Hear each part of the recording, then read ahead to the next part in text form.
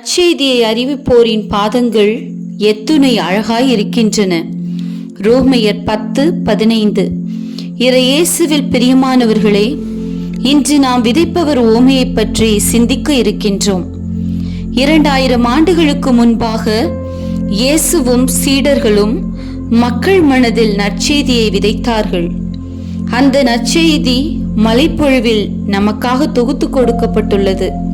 இயேசுவின் நற்செய்தியை மத்தேயு, மார்க்கு, லூக்கா, யோவான் ஆகிய நற்செய்தியாளர்கள் நமக்கு தொகுத்து கூறியுள்ளனர்.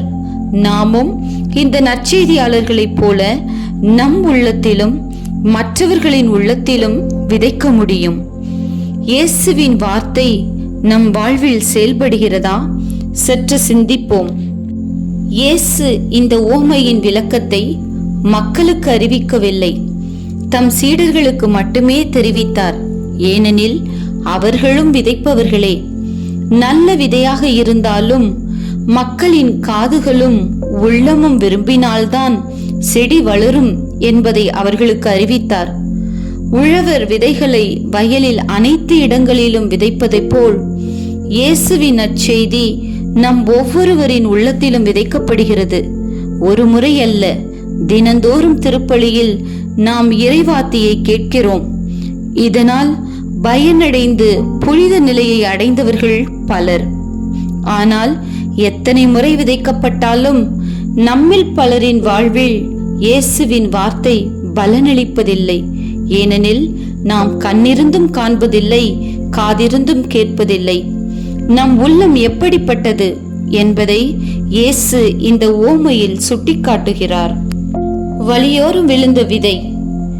இவ்விதை போல் நம் உள்ளம் உலக மாயையாலும் இச்சைகளாலும் நிரம்பி இருக்கின்றது.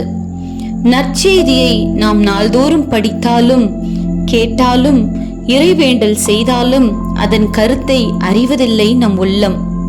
பாறை நிலம். பாறை பகுதியின் மேற்புறத்தில் சிறிது மண் இருப்பதால் விதை முளைக்கிறது. நம்மில் சிலர் நற்செய்தியை கேட்டவுடன் மகிழ்ச்சியுடன் செயல்பட தொடங்குகிறோம். ஆனால் நற்செய்தியின்படி வாழும்போது வேதனையும் இன்னலும் நெருக்கடியும் உண்டாகிறது. துன்பத்தை எதிர்கொள்ளும் இறை நம்பிக்கை, மன வலிமை நம்மிடம் இல்லாததால் நம் உள்ளம் வாடி காய்ந்து விடுகிறது.